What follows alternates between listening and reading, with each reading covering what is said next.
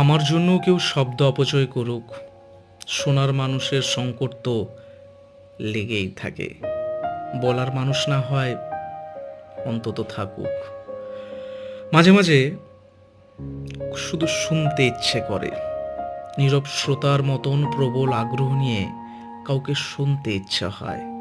কারো শব্দের টোন, উঁচু নিচু আওয়াজ, দুঠোঁটের হুটহাট ওঠানামা, কখনো বা বলতে বলতে বিরাম চিহ্নের দাঁড়িয়ে এসে গেলে খানিক থেমে আবার শুরু করা। কোনো বাক্যে অভিযোগ, কোনো শব্দে অভিমান, আর কিছু শব্দ শুধুই শব্দ। আমি সেসব শব্দের অর্থ বুঝতে চেষ্টা করি।